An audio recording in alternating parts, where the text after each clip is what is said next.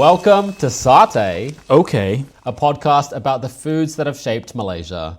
I'm Dr. Nobby Leong, scientist, food writer, and broadcaster. And I'm Philip Gibson, photographer and treasure hunter. And in this series, we explore the history, cultures, and cuisines of Malaysia, from the ancient lands of Southeast Asia all the way through to the creation of a modern-day nation. In today's episode, we take a look at Sambal and the Portuguese invasion. So get ready to spice up your life, because it's time for Satay. Okay. I know that was two Spice Girls jokes back to back, but it is about chili today. Yeah. I thought you were saying that to me almost off mic, but now I realise it's on mic. In the last episode, we talked about the rise of Melaka in the early 15th century. Melaka became this massive trade empire in the region, following in the footsteps of Srivijaya before it. In today's episode, we look at what happened to Melaka in the early 16th century, following the arrival of the Portuguese Armada. Boo. But first, let's take a look at our food of choice for today, our symbol that connects us to the past, and that is sambal. Sambal. Yeah, a lot of Australians in the 90s were perhaps calling it Sambal. The first time I saw it on TV was iconic chef Ian Huey Hewitson use Sambal on his cooking show, which I can't remember what it's called anymore, but it was like so popular in the 90s. Right. And I actually didn't know what he was talking about at first. Not realising that it was something that you'd probably eaten 1,000 times Yeah. at this point. Okay. Yeah, exactly. Yeah, well, I mean, you're saying that with a pretty heavy Australian accent there, so that doesn't surprise me. It's Sambal. Yeah. Anyway, for those of us that speak with a more British version of the English accent, one of many, Sambal. I don't know how we would say that in received pronunciation. Sambal. I don't know. Was it the rain in Spain? Anyway, Ian Huey Hewitson. Some kind of a name that is. It's almost Icelandic. Well, no, he went by Huey. Oh, Huey's Cooking Adventures. Oh, there you are. That was the name of his program, so everyone called him Huey, but his name is Ian Hewitson. Oh, right. So it's not some Icelandic Olaf Olafsson. Right, okay, right. Anyway, getting to the point, it was introduced to the Australians in the 90s, but it was introduced to Southeast Asia when? A long, long time ago. So for those that don't know, sambal is sort of a catch-all term to describe a range of chili-based foods across Nusantara. So most people would call sambal a chili relish or condiment. Mm-hmm. It is that, but it's not just that. Sometimes it's a dish in its own right, like sambal squid, sambal prawns. Yeah. Sometimes it's like a paste that you would add to other dishes. Okay. So I think it's broader than what people kind of give it credit for. Yeah, the way you were describing it there, I was kind of like, chutney, but then it's not, because you wouldn't really make like a vat of chutney to just sit there and eat liberally with potatoes. Maybe some people might, but I wouldn't. No, I wouldn't either, but you know. So a few examples, nasi lemak, which is Malaysia's national dish, that consists of coconut rice and sambal on the side. So that's it being used as a condiment. Yeah. There's also nasi goreng, which is a type of Malay fried rice, where typically you'd probably add sambal to the rice as you're frying it. You would get that beyond just Malaysia, though. This is one of these very much pre-colonial dishes that everybody had their version of fried rice, right? Yeah. Which is what nasi goreng means. Nasi being rice, goreng meaning fried. Look at you go. I know, almost fluent. And then there's also, sambal prawns, as I mentioned before, sambal squid. There's some Peranakan would do like a sambal pork. And Bella Chan features pretty heavily in this one, doesn't she? Bella Chan can be added to sambal. So there are hundreds, if not thousands, of different varieties of sambal. Right. Some have red chilies, some have green chilies, some have both, some have belacan, some don't. Some are fresh, you just pound up the chilies into a paste. Others, you fry it off. So there's so many different varieties of sambal. And so when you were talking about spices in the last episode, to keep throwing it back to as our listeners start to learn more and more about what makes Malaysian food, You asked me, I think, where chili comes from, and I said it comes from South America. Yeah, and you got that correct in our Ding, game ding. of Leong family spices. Philip knows plants. And I think that's what's interesting about sambal. It is so critically important to not just Malaysia, but also Singapore, Indonesia, Brunei, so many places across Nusantara. But the dish has probably only been around for about 400 to 500 years because it is from South America. And Nusantara never really traded with Central and South America in the same way that it did with India and China. Did it ever? Was anybody traversing the Pacific? No. So it wasn't until Spanish and Portuguese traders in the 16th century, during Europe's Age of Discovery, quote unquote, discovered the Americas, set up trading ports along the way, and then traded those around the world. Right. So chili's become part of now the global spice trade, if you like. It does not take the same route as some of the other spices, but nonetheless, it is a spice. And if we remember from the last episode, in the early 15th century, Malacca was becoming a prominent trade empire and a big part of that global spice trade. But when you become so rich and so powerful as the Malaccan Empire were, you start to attract the attention of others. And this is how Portugal started to become important in Malaysia's history. Okay, so let's think about Portugal for a moment, and let's set the scene at the beginning of the 16th century. The King of Portugal is King Manuel, and his empire is expanding because, as we mentioned, this is now the age of exploration when Europeans are starting to discover, oh yeah, there are other places around the world that aren't just Europe. Yeah. At the time, spices are worth a lot of money, and pepper in particular is being used as a currency. But Portugal doesn't actually have direct access to spices. They're probably relying upon Venetian middlemen and also Arab traders in order to get the pepper and whatever other spices they're trading.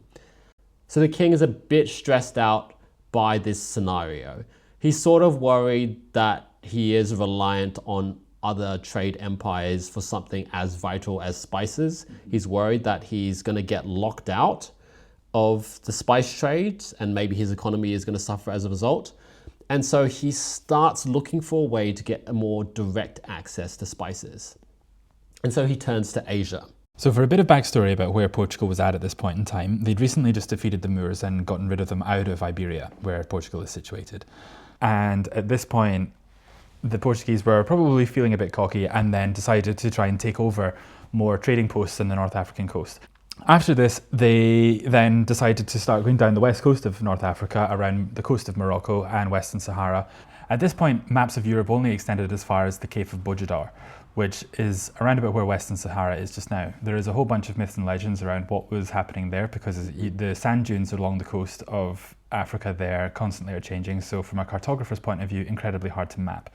Early explorers also like to have the coastline at sight so that they knew that they could get to land should they come into difficulty. The problem with this part of the land is that the reefs extend about 3 kilometres into the sea, which even to a report from 2004, the Royal Navy still cannot guarantee that that area has been properly surveyed. Wow. So this is why Europeans did not go any further. However, the Portuguese were determined, and so they decided to go further out into the sea in order to get past it. They then continued further and further down the coast, but it should be reiterated that it took them from Cape Bojador to get to South Africa over 100 years. Very determined. Quite. At one point, I think one of the kings of Portugal got so pissed off with these navigators that he was a bit kind of like, right, you need to start surveying 100 kilometers a year, otherwise we're not going to get anywhere. This spice trade is happening and we need to start saving money here and we need more gold, etc. I've had demanding bosses in the past, but that sounds particularly... I think to navigate 100 kilometers of coastline a year in old sailing ships when you're fighting against all of these different kind of winds and what have you is a big ask for sure. So after 100 years of navigating down the west coast, they finally get to South Africa and they realize that they can turn a corner, and to their surprise, the Indian Ocean isn't landlocked and they can then go straight from South Africa onto India, where we have our spices. Okay, so with this now, the King of Portugal, who now at this stage, early 16th century, is King Manuel, he now has a physical way to get to Asia and then to get to the spice trade. And in 1510, he seizes Goa, which is part of India. So that was his first step. He then sends out ships to a variety of other different places across Asia, one of them being Malacca. So he doesn't approach Malacca with the intent of violence. Okay. Unlike what he did in Goa, he actually just sends a trade delegation first to Malacca in order to get some trade terms going on. So Okay. at least that would be some sort of direct access to spices. However, the Sultan of Malacca, Sultan Mahmud, here's how Portugal treated their Muslim counterparts in Goa.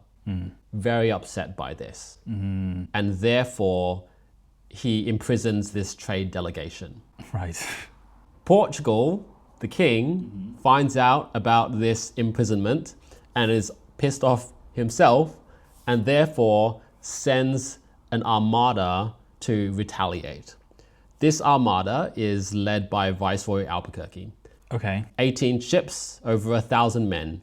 They reach Malacca in July 1511 and they pretty much destroy the place. They are much more powerful in terms of their military than Malacca. Right. They already had intelligence on Malacca from previous trips over there, so they knew the layout of the land. Yeah. And so they launched their very highly successful attack on Malacca. They burn Gujarati ships that are stationed offshore.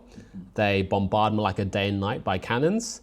They set warehouses on fire. This is where people have their stock and that sort of thing. I mean, yeah, to reiterate, Malacca would have been one of the biggest trading points in all of Southeast Asia at this point in time. Yep. The royal palace was burned, and probably so was the Great Mosque. If not then at another point. And so Malacca falls to Portugal.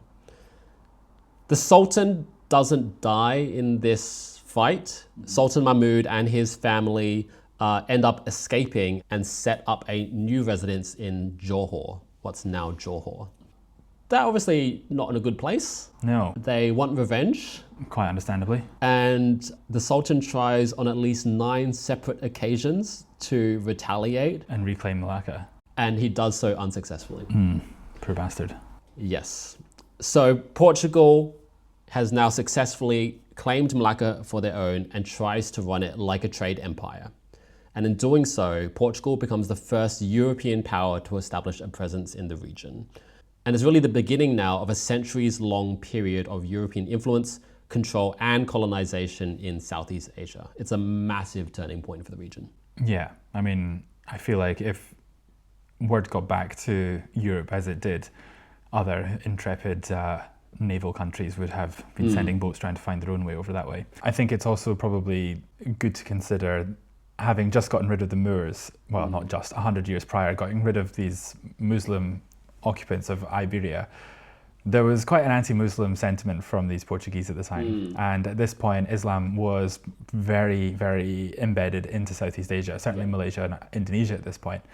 So I could imagine that would have not gone down well, as you say, with the Muslim leaders. For all of these other sultanates that existed around that region, from Aceh to Johor to even back to Palembang, which still existed at this point, they would be under no inclination to trade with Malacca any longer. No. Why would they?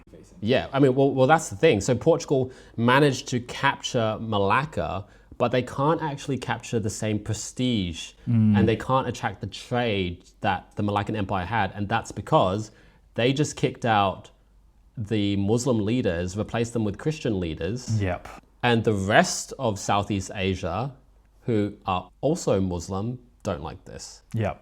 So they end up not really trading with Portuguese Malacca much. Yeah, you're probably not going to be inclined to trade with the invaders, are you? No. Like, No. oh, those guys are dicks. Maybe not. And word will definitely get around between all of these other trading points just to kind of embargo. Yeah. I think there was a lot of religion-based embargoing happening at the time, which weakened Portugal's attempts at establishing Malacca. They also don't really like the way that Portugal is running Malacca from an administrative point of view. Right. It's messy. Their governance is a bit rubbish, apparently. Policies aren't clear, they're inconsistent, they're not predictable. Right. All these really, really boring things that make trade empires great, Portugal doesn't have that. And it's worth saying as well, The Melaka was very dependent on international trade for its own sustenance as well as a trading port. So Java was sending routinely thousands of tons of rice every year in order to feed the population of people that lived there.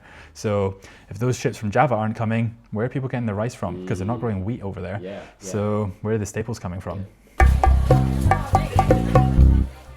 So with Portugal establishing a presence on the Malay Peninsula, it ends up being there for quite some time, such that we do have a legacy of Portuguese influence on the culture of Malaysia today.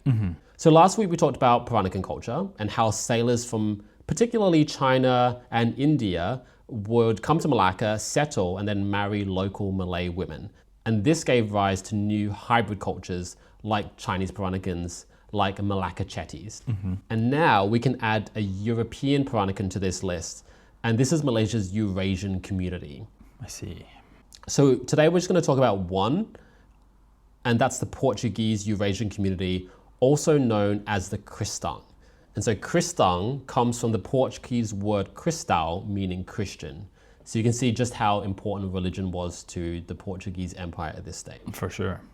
So the community arose during Portuguese Malacca's reign as a result of, again, mixed marriages between Portuguese sailors and local Malay women. And this gives rise to a really unique culture that does combine Portuguese religion, Christianity, with the culinary traditions of Portugal and the Malay world, as well as a combination of language. Okay, yeah. So Philip, did you know that Malaysia had a Eurasian community? No, I would have thought that the ruling classes, being the white Europeans, would have probably stuck to their own kind. I would have thought that there would have been a bit of white supremacy going on there to kind of reinforce that they were the rulers. Yeah. I'm sure there were people like that. I imagine. So I do have some cousins that are Eurasian, Okay. but it's not a culture that I know that much about. So to find out more, we spoke to Melba Nunis. Melba Nunis, I would call her custodian of Kristang cuisine. Right. She is a chef, cookbook author, and just a really lovely person. We met her at her house in KL for one of her supper clubs that she runs regularly. And she told us the story of her Kristang childhood and where the culture is at today. So this is my spot. One day it's going to open up. It's going to open up and then swallow me. Philip is looking there. Yeah. So this is where I do my cooking. I'm Melba Nunis from Malaka. I was born in 1953, so that would make me 71. My father was a government servant, Garden City. I don't know if you've heard of that. Now it's a city that's gone because they've taken away all the government quarters and built like apartments and condominiums and all that. So I was born there, and in that area we had many Eurasian families. You see, way back in the 50s, 60s, so there were many Eurasian families. Then they migrated to Australia. Many of them intermarried. So I myself married an Indian anyway. But growing up there, yes, we felt the Eurasian community, everything, because the settlement was nearby, the Portuguese settlement. Then my mom, we are in the center. We are typical Eurasians, and we had many Eurasian families back in the old days. Sad to say it's no longer. So who are the Kristang then? All right, first of all, when the Portuguese went to Malacca, they got married to all the local women there. They were men, so they married the Chinese, the Nyonyas, Malays, Indians. I think mostly was Nyonya and the Malays, because our food have got a lot of sambals and chilies and all. Everything is so rempah based paste, all made from scratch. So that is what I think Kristang food is, because the influence comes from the Portuguese, of course, with their stews and their non-spicy stuff. And then you get the Malays with their sambals and all. Then you get the Indians with the Indian curry. Some of our curries, all of our curries have got Kristang names. So it's like curry seku. The word seku means dry. It has the Indian spices in it. Whereas the rest, no. Every curry would have a name, a Kristang name. and the ingredients, the rempah, the paste, is all made from scratch. Melba shared with me life growing up in Malacca and the unique food traditions that she grew up with. And the people were nice, you know. They were very happy knowing Eurasians at that time, and Kristang people, they used to, like Christmas, for instance, our doors will be open, Philip, you know. There's no such thing as, oh, I must invite you to come, I'm cooking this. No such thing. On Christmas morning, you will find the doors are open. You come in, not for a meal, to eat cakes, tarts, cakes, whatever, biscuits and whatnot. And those days it was the seaweed jelly that was the most agar-agar, the seaweed from the sea. Have you heard of that, Philip? That you can't get anymore. You can't. People say, can you? I say, cannot. No, no way. I can make it, but I can't get the seaweed. It's very tedious to clean it, to cook it. You used to make the agar-agar from Oh, scratch? yeah. Oh, wow. From the sea, the fishermen come and they sell you the seaweed. Yeah, and then my mom, of course, will know how to wash and take away all the shells and bits of dirt that's in it, soak it, and then start boiling it for hours. And with gula batu, you know, rock sugar. Yeah. So, and then you kind of bring it down to very little. The color has to be like a whiskey color or brandy color. Then it's perfect. So when you cut it, it's super sweet.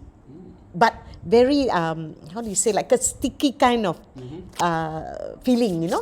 But it's very nice. It's really very nice. It feels like Yeah. it's like a lost art to make. It agar-agar is. from It is. scratch. Another one was bluder. Have you heard of bluder? The Dutch also have something similar. They have this kind of a cake pan with a ring in the center. Have you seen that? If you do, what do you call it? I can't remember the name now. The cake with the hole in it. Yeah. That's right. Yes. buns. Yes, we use that kind of a mold to make a toddy cake called bluder. Oh, okay. Yeah, so When you say interesting. Toddy cake, what's the toddy? Toddy is from the, you know, the one, the drink? The drink. We just actually have some in You had it? Yeah. Did you like it? It was different. I don't like it. Anyway, So but you made a cake out of the toddy. yes, Oh. because that acts as yeast. It's like it ferments. Yeah, so it's very, very lost also Yeah, now. yeah. I try to get toddy now and again. People ask and all, but it's so tedious lah, you know, Novi. And then in the end, you know, you get so fed up because you have to wait for the thing, and then no lah, I think it's too much trouble. Yeah, But if I were to try and like to preserve it, to show some, maybe I would. Yeah, maybe do it once, film it. Yeah, and then- yeah, something like that, Yeah, you know, yeah. You mentioned Christmas was the time where Beautiful. you had open doors so anyone. Could just come in, neighbors They were were just all. strangers? Sure, no, they were all our neighbors. All We your knew neighbours. everybody, you know, because we lived in like government quarters and it's all like in a row, and you find people, you know everyone, and they were so happy to come, you know. Especially they knew my mum was a well-known cake person. She used to cook and all that. So Mercy, everybody called her Mercy. Her full name is Mercedes. So Auntie Mercy's house or Mercy, everybody will be so happy because she makes beautiful cakes and tarts and all. But these days, I don't think she could compete with anybody. In my time, we never worked at Nobi. You know, my mom never worked. I never worked because we were home people, and you know, it was easier in that way to learn and do what you wanted to do. Yeah, at home, make the rempahs every day. Mom will, you know, we have that grinding stone, the big one. Have you seen that? Really? No, that's the Indian one. Is it the rolling? Correct. The one- Giling batu lah, we call it. So it's like a rectangle, and then with a anak, we call it like a. So every day, can you imagine? To make one curry, Mom will do one rempah. So you come back from school, you know, okay, there's ambila today, or there's devil, or just one curry, one vegetable, one fish. It sort of complements, the dishes complement one another. For Melba, food was always a big part of her life. But it was only after her husband retired that she got into the restaurant business. Yeah. So I left Melaka in 72 when I got married, and went up started my married life in Klang. You know Klang, right? And then from there, my husband was transferred to other states. So we were up in Penang and Alustar and everywhere until we decided to come back to Kuala Lumpur to settle here because we had grandchildren to take care of. Yeah, and that's when I actually started. You know, I had a restaurant, right? Yes. My daughters got together and wanted to make this little dream of mine come true. I always wanted to have a little cafe. You know, I like people, so I enjoy cooking and entertaining. So my girls got together and let's open up the restaurant for her. And it was a restaurant, all right, not a cafe. Yeah, so it was in Bangsa Sao. Oh, right. Yeah. So unfortunately, we closed after 6 years because my daughters were migrating to Australia. Yeah, so no choice, you know. I'm not a money person per se. I'm more kitchen, onions and chilies and whatnot. Yeah. So we decided to close the business. And it was at that time that YTL, you're familiar with YTL? Majestic Hotel in Kuala Lumpur? Oh, yes. Yeah, They have one in Melaka as well. Oh, yes, I know the one. Yes, and so they offered me and they gave me the opportunity to actually run their restaurant there, or rather to work for them. And they only had one restaurant called The Mansion. So they gave me, for me it was an honor really, because it was like Melba at The Mansion, serving only Kristang food.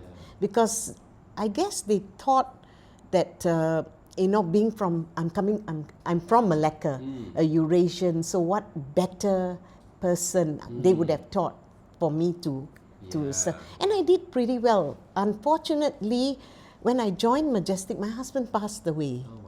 Yeah, so that took a toll on me. I had to leave, go away and grieve, decide if that was what I wanted to do, and I went back to complete my 2-year contract with them, and then decided that I wanted to be home. In 2014, Melba published a cookbook called A Kristang Family Cookbook. But there aren't many chefs like Melba, and now Kristang culture is on the decline. But yeah, I think it's on the decline because honestly, I want to open up a restaurant. I'm just dying to do that again, you know, because I want to leave this. It's a legacy I want to leave.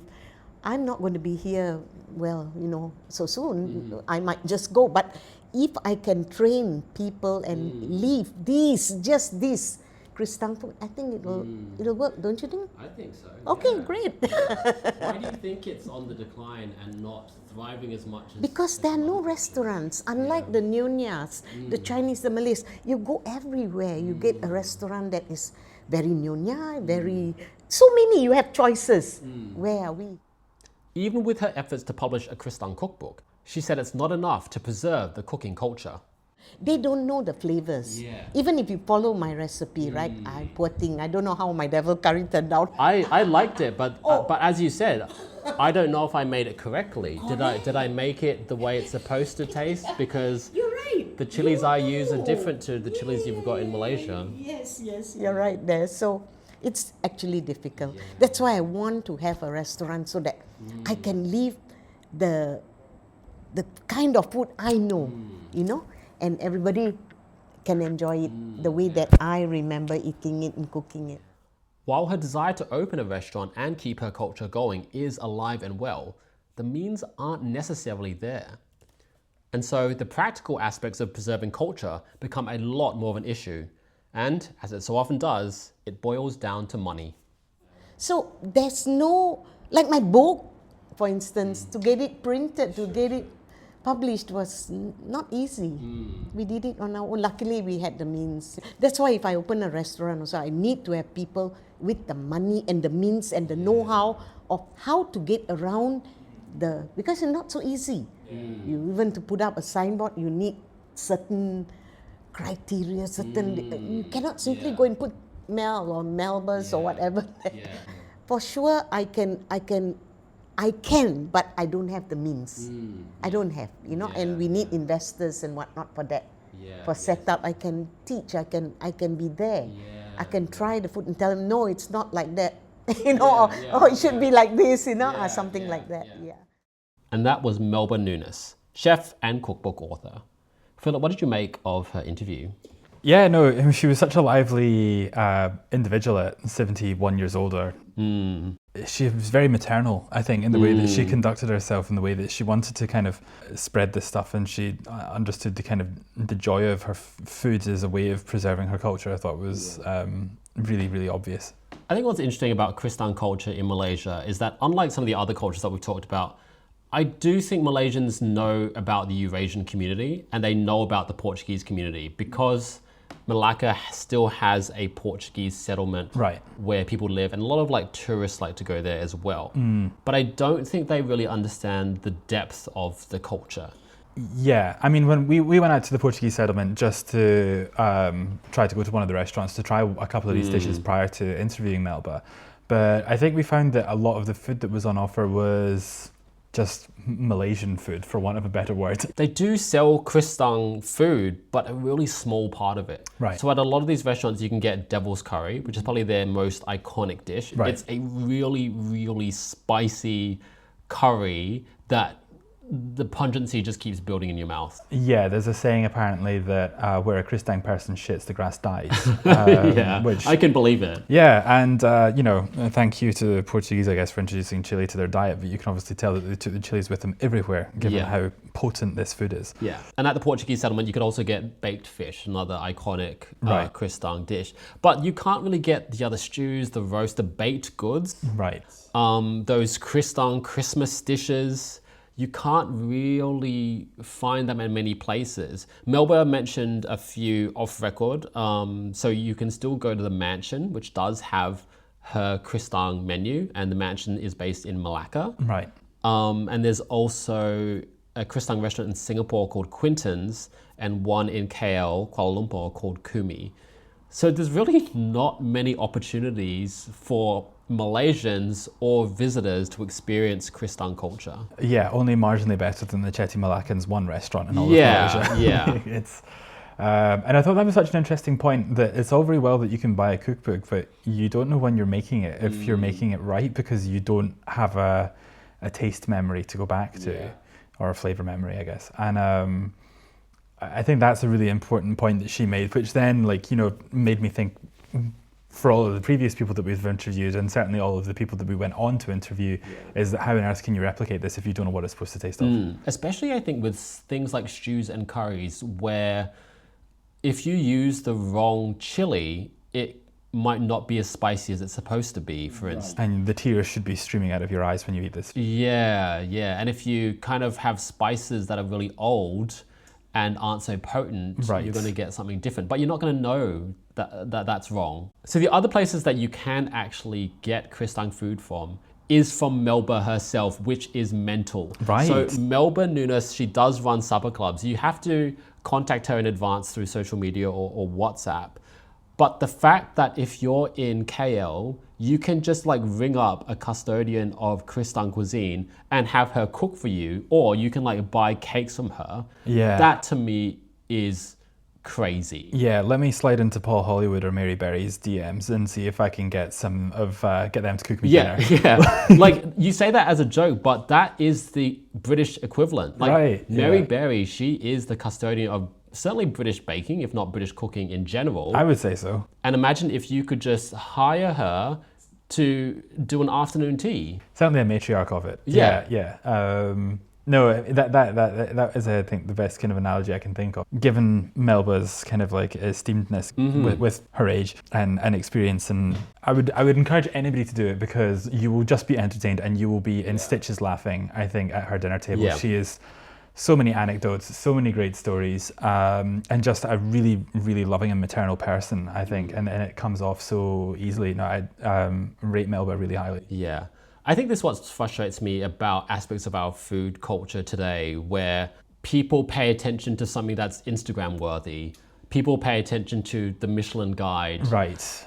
But here you have someone like Melba Nunis, whose cooking is so deeply connected to her heritage, deeply connected to history, and is delicious, but we're sleeping on her. Right. I mean, she gave us a tour of her kitchen, and she's got all of these handwritten recipes that are just literally kind of blue tacked or pinned up to you know, the back wall where she's cooking all this food. And, you know, if she's having people over for dinner, then, you know, she'll be cooking this stuff days in advance. Like, you know, it's no small feat for her. Like, it's a big deal. And no, what an experience. Yeah. Obviously, not everyone lives in Malaysia. That is true. So definitely go out and get yourself a copy of a Kristang family cookbook by Melba Nunis. And I believe it's actually one of only perhaps 2 Kristang cookbooks in the world. All right. So they are such an important resource for now and into the future for Kristang culture. Yeah, no, I mean, it strikes me again like what we had with the Chitty Malakans last week about, you know, these books have to exist as references, particularly when these cultures are possibly on the cusp of dying out. If you're enjoying this episode, you can follow us on social media at SateOK. We'll be sharing beautiful photos taken by Philip of Malaysia, its people, and of course, the food. We'll also share photos of Malaysia from the archives, so you can see how the country has changed over time. You can also find links to give us a tip or donation to show your appreciation for the work we're doing. So head to our socials at SateOK or visit our website, sateok.com. Cuisine, of course, is just one aspect of culture. And for Kristang communities, there's also the language. So the Kristang community have their own Creole language, which is also Kristang. And we wanted to find out a bit more about this language and efforts to maintain it and other aspects of culture into the future. So we went to Melaka and we spoke to Martin Theseira, who is the president of the Melaka Portuguese Eurasian Heritage, Arts and Culture Society. We joined Martin and other members of the Kristang community for one of their regular language meetup sessions. There is no such thing as we speak ancient or antique Portuguese, no. Ours is a thriving language that is still evolving, and it's ongoing. Yeah, it's like any other language. It is as original as possible. We have our own grammar. Unsurprisingly, the Kristang language is on the decline, and as early as the 1960s, the community came together and recognized the need to preserve their unique language and culture. When did it actually start going down? Actually started many years ago.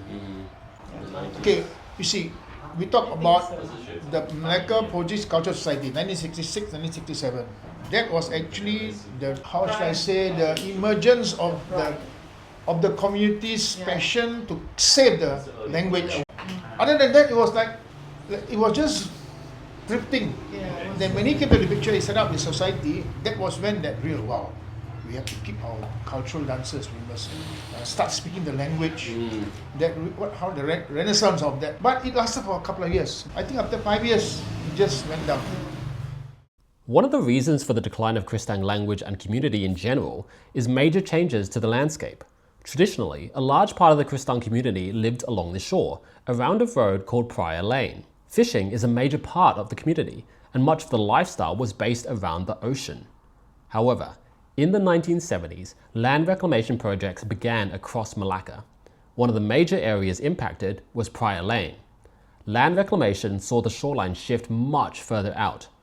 This development displaced local communities and disrupted traditional ways of life, like fishing. Martin was one of the people that used to live on Prior Lane. And after all, I lived here, and this was actually a former enclave, or in fact the last historical enclave of the community. You see, it was thriving, if it's say 20 years, 30 years, even not 20 years or not, 30 years ago when the seafront was here. It was a thriving community. I mean, he grew up here. Mona grew up here. We grew up here, it was thriving. We had sorts of kids running around, the seafront was there. We swam in the sea many times. We had festivals in the sea. We had the procession in the sea. We had so much activities here. Yeah, and the community was like so close-knit. Very, like I say, multiracial. Got Chinese, Indian, Malays, Indians. We live harmoniously, but majority was Kristang. Okay, so over the years, like I say, after the reclamation came in the say, in the 80s, people started to move out. Worst when the government came with the announcement that they want to acquire this street to build an access road to Pulau Melaka, the new reclamation area. More so people got better, and then they moved and bought elsewhere. But you see, that was all empty, vacant. Some out for rent, some even just left like that. So it's sad. So our aim actually is just slowly to bring some activity, and this is one of it. Today, the need to preserve the language has become incredibly urgent as the number of native speakers in Melaka has plummeted. How many people speaking Kristang now? Okay, frankly speaking, if you see on record, it's 3,000. No, I think what is really speakers of Kristang, I think it's less than 1,000. Less than 1,000. It's really endangered. My main focus is always on the fishermen. For me, they are the real custodians of the language, the real custodians of even the festivals. San Pedro, good example. You hear them speak. If they are among themselves, any age group above 50 or so, you witness more or less. They will be speaking in their own lingo, among themselves, above 50 especially. The moment one Chinese fishmonger, no discrimination here, he comes, he starts Bahasa, everybody speaks Bahasa. You get a young fisherman coming, speaking English, all speak English. This is the danger. So I keep telling our senior fishermen, try and keep the language, especially among yourself. Even if anybody come, continue with the Kristang language, because they are the real custodians. They are the only ones who speak on a daily basis among themselves, and even when they go home among the family. Because the fishing community, like I say, are the ones that, for me, are the real custodians of the language, of the customary practices, of the festivals. So that is the very important segment of the community that have to be given focus. In order to revitalize Praia Lane and the Kristang culture, the community started Melaka Portuguese Eurasian Heritage, Arts and Cultural Society. Part of their work is to host Sunday sessions, where members of the public can come along to learn about Kristang language and culture. It was here that Martin taught us a few basic Kristang phrases.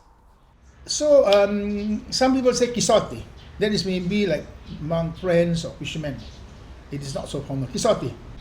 But I think more proper is kinobus.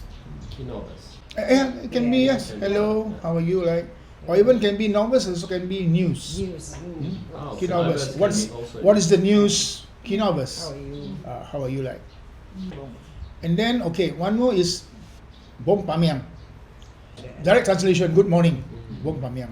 Bong Atadi, good afternoon. Goodbye, in Portuguese is adios. Adios in Portuguese. So I will not say adios. I will always say in contra di torna. In contra di torna. So, okay, there is till we meet again. Okay, in contra di torna. Martin also taught us about music and some famous musicians that sing in Kristang. Some of these Kristang songs can be found online. Yes, Kristang song we have. But sadly of late, not many new songs being composed. People like people like Joe Bosco, he had his own album. I think he did about 20 new songs. Huh? The other guy is Mr. Noel Felix. Okay, Mr. Noel Felix more or less was a very active member of the Portuguese Cultural Society in the 60s. And then he went on having his own group, Property Malaka, and then he's also another iconic cultural leader in that sense. And then prior to that, there were people like Rosil de Costa. Unfortunately, convincing others in his community to learn Kristang isn't easy. It's become a particular issue when trying to bridge the gap between older and younger generations. Are the youths coming and wanting to learn? Is that new desire? You know, frankly speaking, no. Yeah. Maybe 10%, 20% at the no most. real interest. The interest is more outside. Yeah, no. The interest is more outside. It's people like you. Correct. No, true. Correct. You are here. You tell me where's our? It was posted. That value or that urgency or that passion in wanting to keep. It's people like you, and it's. And truly, frankly speaking, if the day this language disappear, wow. I mean, it's part and parcel of our cultural fabric. Yeah. Imagine if we can't speak the Creole. If say our grandfathers all ran away and then became other and spoke other languages, we will not be what we are today. We cannot call ourselves a community because we don't have our own language. You know, so it's so important. The Sunday language sessions aren't the only activity that Martin is undertaking. He's also documenting conversations between native speakers and using theatre to promote the language. I want to do this. I want to maybe even make a competition for the best speaking fishermen in Kristang. And later also do a play, a simple play, Kristang. I will start with a comedy sketch or just a conversation between fishermen. Talk about your daily experience today at sea. And the way they express, that's the way it should be. Not static, not so like, it should be the way, so expressive. If you really hear families quarreling in common Portuguese between neighbors over the fence, my goodness, all kinds of bad words, all kinds of swearing. That is something I tell you, I want to really look into and record. That you cannot get. It's disappearing because the native speakers are going. Okay, you just ask any young ngopil ritual. Mana ngopil ritual? Heavy rain. Okay. I think you ask maybe anybody, maybe the below 30, 40, they don't know what it means. Ngopil ritual. Actually, it translates to one leg of rain.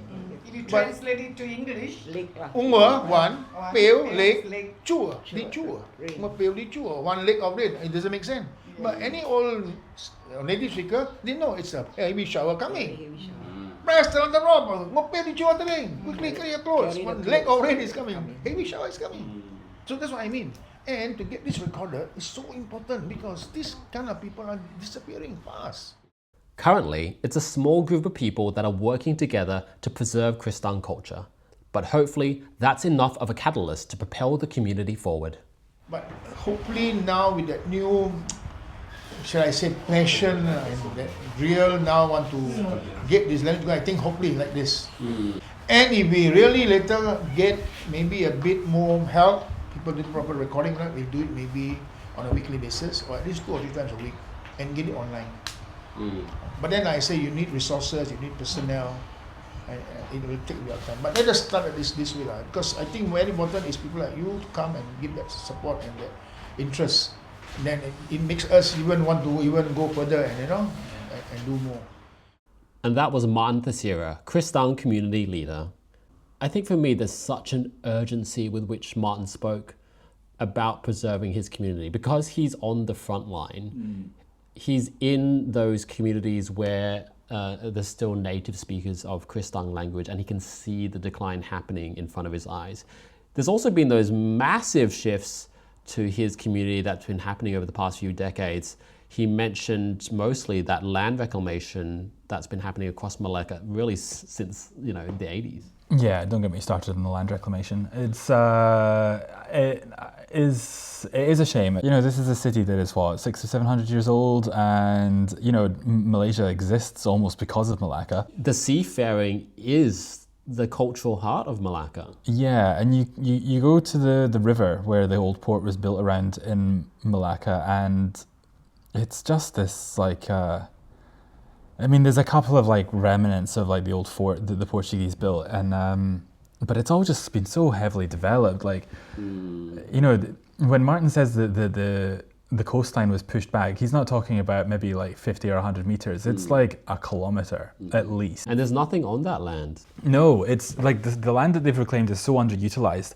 They'll build one 20, 30 story kind of condo tower in one corner of the square kilometer that they might have reclaimed in one phase, and then the rest of it, we walked through some of it to try and get to the shore, and you're just walking through a field of long grass, and you're like, what's the ecological impact of this? But then you also see these developments that have gone up and they've got to 20 stories and they've been abandoned, and I'm like, what is going on, Melaka? Anyway, but that's not about the Kristang. But yeah, I think it's a shame though that he was talking about all of these festivals that used to happen in the sea that possibly no longer happen because how much the coastline has changed and how the communities have been disrupted because they've had to be resettled and moved, or where the Kristang settlement is now maybe isn't where it always used to be, because that I think is kind of new land. And certainly when we walked about it going out to the Portuguese settlement, those condos or those houses, the family homes only looked 30, 40 years old or something. And it's just a shame that their old street and their old kind of kampong, I guess, and now is irrelevant to them. Yeah, because it's not connected to the ocean anymore. And there are so many barriers, I think, that Martin and this community are facing when you're trying to revive a language. Because I think it's really easy to think about reviving the language the same thing as learning a new language like if I was to learn French or if I was to learn Cantonese. Right. If I wanted to learn any of those two languages, there are so many resources of which I can draw upon. Right. There are textbooks, there are films, there's a lot of music available. There's so many ways that I can engage with that language. I could go to France if I wanted to. I could go to South China and do immersion if I wanted to. I could also pay teachers who have studied for years on the best way to learn a particular language. That doesn't really exist for the Kristang community. Yeah, I mean, I think that's what Martin was saying there, that, you know, it takes a lot of time and resources to prepare these teaching materials. Like, and when we say teaching materials, sometimes we even just mean a poster of A to Z yeah, of with Kristang equivalents of apples, bananas, and cat. just basic vocab. Yeah. It's crazy. I mean, like, there is a dictionary has been published. Yeah, there are some resources. I'm not saying there's nothing, but yeah, there's dictionaries, and I think these days some digital resources have been created. Yeah, and you can't learn a language by reading the dictionary. No. And you need a community because, as he said, there's only perhaps 1,000 speakers left. Right. And so if you don't have anyone to practice speaking with, then it's difficult to get that language off the ground again. And I think with speaking with Martin, there was no shortage of ideas in his head that he had to kind of stimulate young people to learn the language. I mean, I think the idea of making a play about two fishermen kind of just chewing the fat with each other, you know, I think is a good way of doing it. I think it's particularly like comedy, I think is a good way of engaging people because at least it's light. But we saw that a few episodes ago when we were talking to Ilya Katranada about the Orang Laut communities. Right. And they were using theatre to really get the message across about their community. Yeah, and again, like using the tool of being able to record those spoken word exchanges, I think, you know, at least the language will never be lost in that sort of a way because it will go into an archive, hopefully. Absolutely. So if you were to go to Malacca today, there's actually very little evidence of Portuguese Malacca left. Probably the most prominent are the remnants of the old Portuguese fort, and that's now called A Formosa. So back in the day, this fort would have been massive, but there's very, very little of it left. But well worth seeing if you are going to be in Malacca.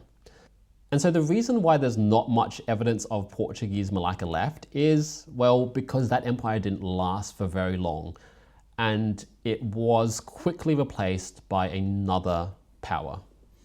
As so often seems to be the case in this region. Very much so.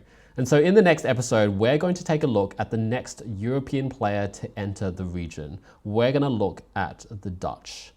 And the Dutch really, really did totally transform Southeast Asia in really profound ways, far more than Portugal ever did. And the impacts of the Dutch Empire, well, you can see that today, not just in Southeast Asia, but really across the world. Yeah, I mean, fair to say that capitalism as we know it might have been started by the Dutch East India Company. Precisely. And so if we just go back to our food of the day, our symbol, which is sambal. Sambal is something that all Malaysians know and love. It's quintessentially Malaysian in many ways, and yet it wouldn't be part of our culture had it not been for those Portuguese and Spanish traders who brought chili from Central and South America to Southeast Asia through historic trading around the 16th century. So every time you have a bite of sambal, remind yourself of where that came from. No, it does start to paint a bigger picture of how all of this food that I've been introduced to came to be. Yeah, I mean, I think that's what's amazing about Malaysia, that you can literally eat history off the plate. That's a way to put it. Yeah. You take it for granted, don't you? Somebody puts a piece of food down in front of you, but you don't think about how chili's ended up in Southeast Asia. And not just in Southeast Asia, into the greater network of trade that was happening in Southeast Asia and the region. You know, think about how much food's in chili is in Thai food, or Chinese even. The more you think about it, the crazier it is, because people associate Asia with chili so much. Well, yes, and it wouldn't be the same if the Spanish hadn't gone across the Atlantic in search of the spices, but gone in completely the wrong direction, bringing back spices to Europe. Indeed. So in the next episode, we're going to continue our journey. We're going to look at Portuguese Malacca, our new European player in the region, the Dutch, and our Malacca rulers that have set up in Johor. And that episode we're calling Quay and the Unlikely Dutch Affair. And if you don't know what Quay is, well, that gives you even more reason to join us for the next episode. How compelling. So join us then for Satay. Okay.